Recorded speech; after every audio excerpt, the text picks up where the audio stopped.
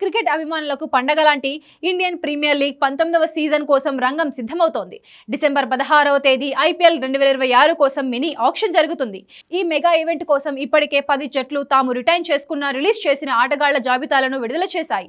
అయితే గత ఐపీఎల్ వేలంలో ఐపీఎల్ చరిత్రలో అత్యంత ఖరీదైన ఆటగాడిగా రిషబ్ పంత్ రికార్డు నమోదు చేశాడు.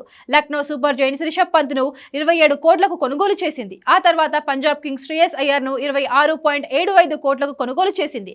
మరి ఈసారి ఏ ఆటగాడు 30 కోట్లు పలకనున్నాడు? రిషబ్ పంత్ రికార్డ్ బ్రేక్ చేసే ఆటగాడు ఎవరు అనేది ఆసక్తికరంగా మారింది. 10 జట్లు కలిపి 237.55 కోట్ల పర్స్ అందుబాటులో ఉండగా సుమారు 350 మంది ఆటగాళ్లు వేలంలోకి ఎంట్రీ ఇవ్వనున్నారు.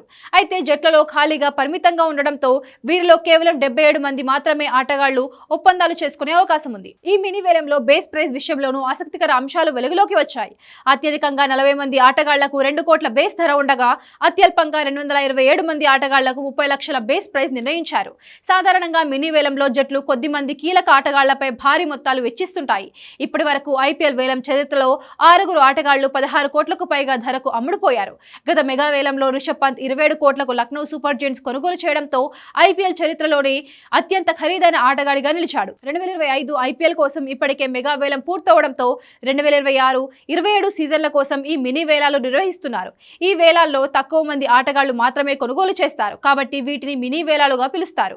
ప్రపంచవ్యాప్తంగా 1190 మంది ఆటగాళ్లు ఈ వేలానికి నమోదు చేసుకున్నప్పటికీ జట్ల ఆసక్తిని బట్టి బీసీసీఐ 350 మంది ఆటగాళ్లను మాత్రమే షార్ట్ లిస్ట్ చేసింది.